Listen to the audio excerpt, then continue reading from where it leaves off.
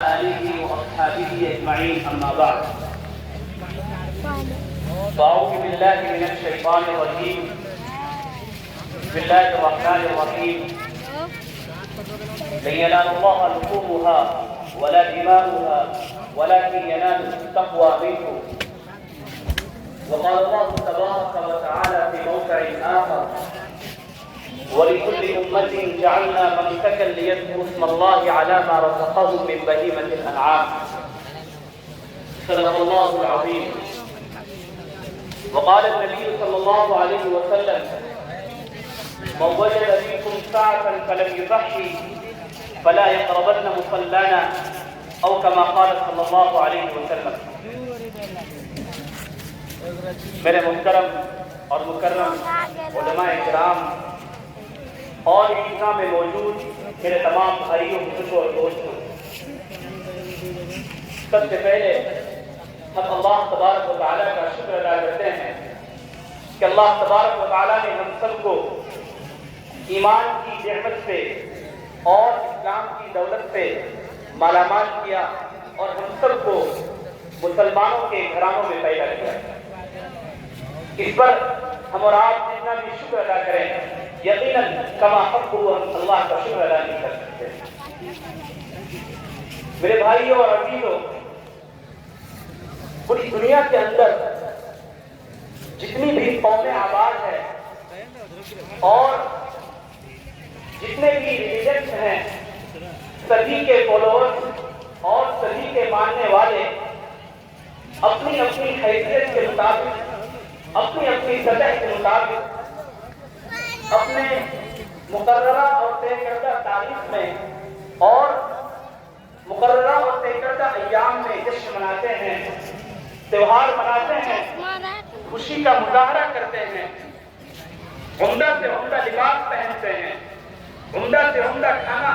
وغیرہ تیار کرتے ہیں. اور یہ انسانی فطرت ہے، انسانی طبیعت یہ چاہتی ہے کہ کچھ ایسے مواقع ہو، کچھ ایسے اوکیزنز ہو جہاں ہم رات خوشی کا مظاہرہ کریں، جہاں رب کی عبادت بھی ہو، رب کی بندگی بھی ہو، ساتھ ساتھ خوشی کا مظاہرہ بھی ہو، جشن بھی ہو، اپنے فیملی ممبرز کے ساتھ بیٹھیں اور کچھ کھیل کود اور کچھ باتیں کریں، اپنے خوشیوں کو ایک دوسرے کے ساتھ ساجھا کریں، شیئر کریں. اللہ تبارک و تعالیٰ نے بھی ہم مسلمانوں کو عیدین کی شکل میں دو عظیم نعمت سے نوازا ہے. ایک ہے عید الفطر کی نعمت اور ایک ہے عید الاضحیٰ کی نعمت. رمضان کے مکمل ایک مہینے روزہ رکھنے کے بعد شوال کی پہلی تاریخ کو ہم اور آپ عید الفطر کی نماز ادا کرتے ہیں اور عید الفطر مناتے ہیں. اسی طرح عید کی 10ویں تاریخ کو ہم اور آپ قربانی کرتے ہیں، اللہ کے حضور سجدہ کرتے ہیں، جانوروں کو اللہ کے نام پر قربان کرتے ہیں. یہ اللہ تبارک و تعالیٰ کی طرف سے پورے ملت اسلامیہ کو ایک تحفہ ہے اور ایک گفٹ ہے. اس کے علاوہ ہم مسلمان جتنے بھی تہوار مناتے ہیں، جتنے بھی جشن کا مظاہرہ کرتے ہیں،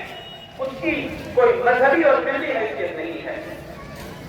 مذہبی اور ملی حیثیت اگر ہے تو صرف انہی دو عیدین کی ہے، عید الفطر کی ہے، عید الاضحیٰ کی ہے. اس کے علاوہ اسلام کے اندر کوئی تہوار نہیں ہے، نہ کوئی جشن ہے. چنانچہ اس کے علاوہ جو بھی ہم تہوار مناتے ہیں، مذہبی حیثیت سے، شرعی نقطۂ نظر سے، اسلامی نقطۂ نظر سے اس کی ایک پیسے کی بھی مذہبی حیثیت نہیں ہے. چنانچہ آنے والے مہینے میں 10 محرم کو ہمارے سماج میں، ہمارے سوسائٹی میں جو ایک ماحول دیکھنے کو ملتا ہے، ناچنے کا، گانے بجانے کا، ڈھول بجانے کا، تاشا بجانے کا، شراب نوشی کا، یہ صرف اور صرف پاگل پن ہے، جنون ہے. اس مذہب سے اس کا کوئی لینا دینا نہیں ہے. یہ سراسر خرافات اور بدعات ہے. تو پتہ یہ چلا کہ اسلام میں صرف اور صرف 2 ہی تہوار ہے، ایک ہے عید الفطر اور ایک عید الاضحیٰ. اس کے علاوہ کوئی تیسرا تہوار نہیں ہے. میرے عزیزوں، آج قربانی کا دن ہے اور قربانی کی جو حقیقت ہے، قربانی کا جو فلسفہ ہے، قربانی کا جو تصور ہے، یہ کوئی نیا تصور نہیں ہے. یہ صرف اس امت کی خصوصیت نہیں ہے، بلکہ اگر ہم اور آپ مطالعہ کریں گے، قرآن کریم میں غور کریں گے تو قرآن کریم میں ارشاد فرماتا ہے، قرآن کریم یہ کہتا ہے وَاتْلُ عَلَيْهِمْ نَبَأَ ابْنَيْ آدَمَ بِالْحَقِّ إِذْ قَرَّبَا قُرْبَانًا فَتُقُبِّلَ مِنْ أَحَدِهِمَا وَلَمْ يُتَقَبَّلْ مِنَ الْآخَرِ، کہ حضرت آدم علیہ السلام کے دو بیٹے حابیل اور قابیل نے بھی اللہ کے حضور میں قربانی پیش کی، اور اللہ کے حضور ایک کی قربانی مقبول ہوئی، دوسرے کی قربانی مردود ہوئی۔ قربانی کا تصور دنیا کی ابتدا سے ہے، بلکہ ہر قوم میں ہے، ہر مذہب میں قربانی کا تصور کسی نہ کسی درجے میں پائی جاتی ہے۔ میرے عزیزوں اور بھائیوں، قربانی ایک اہم ترین اور عظیم الشان عبادت ہے۔ اس کی اہمیت کا اندازہ ہم حضور اکرم صلی اللہ علیہ وسلم کی اس روایت سے لگا سکتے ہیں جس میں حضور اکرم صلی اللہ علیہ وسلم یہ ارشاد فرماتے ہیں مَن وَجَدَ مِنكُمْ سَعَةً فَلَمْ يُضَحِّ فَلَا يَقْرَبَنَّ مُصَلَّانَا أو كما قال صلی اللہ علیہ وسلم، کہ اگر تم میں سے کوئی شخص صاحب وسعت ہو اور اس کے باوجود وہ قربانی نہیں کرتا ہے تو اسے چاہیے کہ وہ ہماری عیدگاہ کے بھی قریب نہ آئے۔ چنانچہ فقہاء لکھتے ہیں کہ اگر کوئی شخص قربانی کے ان تینوں ایام میں 10ویں 11ویں 12ویں میں اگر کوئی آدمی صاحب نصاب بن جاتا ہے، یعنی 52.5 تولہ چاندی کی قیمت اور اس کی مالیت کے برابر مال کا مالک بن جاتا ہے، اس کی جو ضرورت ہے اس سے زائد، تو پھر وہ آدمی پر قربانی واجب ہو جاتا ہے، اس پر سال گزرنا ضروری نہیں ہے۔ زکات ادا کرنے کے لیے سال گزرنا ضروری ہے، قربانی ادا کرنے کے لیے قربانی واجب ہونے کے لیے سال گزرنا ضروری نہیں ہے، صرف صاحب نصاب کا بن جانا ہی کافی ہے۔ اللہ تبارک و تعالیٰ نے سب کو قربانی کے حوالے سے محتاط اور حساس رہنے کی توفیق عطا فرمائے۔ میرے بھائیوں اور عزیزوں، حضرت ابراہیم علیہ السلام کی پوری زندگی ہمارے لیے اسوہ کی حیثیت رکھتی ہے۔ قرآن کریم میں یہ کہا گیا کہ حضرت ابراہیم کی زندگی میں تمہارے لیے اسوہ ہے، تمہارے لیے نمونہ ہے۔ حضرت ابراہیم علیہ السلام کی زندگی کا ہر گوشہ، زندگی کا ہر طریقہ، زندگی کا ہر گوشہ اور ہر پہلو ہمارے لیے اسوہ کی حیثیت رکھتی ہے، مگر اس کے اندر ایک اہم پہلو آج کے دور میں سب سے زیادہ اس کو اجاگر کرنے کی ضرورت ہے، وہ ہے ایثار کا پہلو، ایثار نفسی کا پہلو،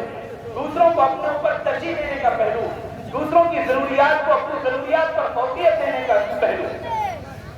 چنانچہ حضرت ابراہیم علیہ السلام کی پوری زندگی اور جو قربانی کا یہ تاریخی واقعہ، حضرت حاجرہ علیہ السلام کا واقعہ کہ کس طرح اپنے بیٹے کے پانی کے لیے صفا مروہ کے درمیان چکر لگا رہی ہے، دوڑ رہی ہے، یہ سارے کے سارے ایثار ہی تو ہے۔ الحمدللہ، ماشاءاللہ، ہمارے معاشرے میں بھی اس موقع پر ایثار کا پہلو دکھتا ہے، ایثار کا جذبہ دیکھتا ہے کہ اگر کسی گھرانے میں گوشت نہیں پہنچتا ہے تو ہم اور آپ وہاں گوشت پہنچاتے ہیں، مگر زندگی کے اور شعبوں میں، زندگی کے اور مراحل میں یہ جذبہ اور یہ صفت دیکھنے کو نہیں ملتا ہے۔ اگر کوئی ایسا مرحلہ پیش آ جائے کہ کوئی فلاں کے گھر میں بیمار ہے، فلاں کو پیسے کی ضرورت ہے، تو وہاں پر ہم اور آپ پیچھے ہٹ جاتے ہیں، وہاں پر ہم اور آپ کو ایثار کا جذبہ پیدا کرنا چاہیے۔ یقین جانیے کہ اگر زندگی کے ہر موڑ میں ہم ایثار کا جذبہ اور صفت ایثار کو اپنائیں گے تو ہمارے معاشرے سے گندگی دور ہوگی، ہمارے معاشرے سے دشمنی، عداوت، بغض اور حسد کی بیماری دور ہوگی، محبت کا اور الفت کا ماحول پیدا ہوگا۔ ضرورت اس بات کی ہے کہ ہم زندگی کے ہر مراحل میں اس صفت کو اپنائیں، اپنی نجی اور پریکٹیکل لائف میں اس کو اپنانے کی کوشش کریں۔ میرے عزیزوں اور بھائیوں، ہم اور آپ قربانی کریں گے آج، اللہ تبارک و تعالیٰ ہم سب کے جانوروں کے قربانی کو قبول فرمائے، لیکن یاد رکھیے قربانی صرف جانوروں کے گلے پر چھری چلانے کا نام نہیں ہے، قربانی خون بہانے کا نام نہیں ہے۔ اگر ہم اور آپ یہ سمجھتے ہیں حضرت ابراہیم کی زندگی ہمارے لیے اسوہ کی حیثیت رکھتی ہے تو یاد رکھیے ہر طرح کی قربانی آپ کو دینی پڑے گی، جان کی قربانی دینی پڑے گی، مال کی قربانی دینی پڑے گی، پیسوں کی قربانی دینی پڑے گی، دولوں کی قربانی دینی پڑے گی، ریالوں کی قربانی دینی پڑے گی، اپنی خواہشات کی، اپنی ترجیحات کی، اپنے احساسات کی، اپنی جذبات کی، ہر طرح کی قربانی پیش کرنی پڑے گی۔ اگر ضرورت اس بات کی ہے کہ اپنے بیٹے کو قربانی دینی پڑے تو ضرور بیٹے کی قربانی دیجیے، اس کے بغیر دنیا کے اندر کوئی قوم ایسی نہیں ہے جس نے اپنے اہداف کو حاصل کر لیا ہو۔ اگر صحابہ کرام کے قدموں میں قیصر و کسریٰ کی بادشاہت اور سلطنت آئی ہے تو اس کے پیچھے ہزاروں جانوں کی قربانی ہے، ہزاروں ماؤں کی آہت، ہزاروں ماؤں بیوہ ہوئی ہے، ہزاروں معصوم بچوں نے شہادت کا جام نوش کیا ہے۔ اس لیے ہر طرح کی قربانی کے ہمیں اور آپ کو تیار رہنا پڑے گا۔ یاد رکھیے، اگر ہم اور آپ قربانی دیں گے تو انشاءاللہ یہ جو ظلم اور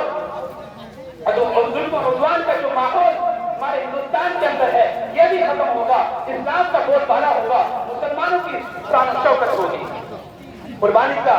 صحیح اور حقیقی روح جبھی جا کر کے ہم سمجھ پائیں گے اور اس کے اصلی مقاصد کو حاصل کر پائیں گے۔ اللہ تبارک و تعالیٰ ہم سب کو کہنے سننے سے زیادہ عمل کرنے کی توفیق عطا فرمائے۔ وآخر دعوانا الحمدللہ رب العالمین۔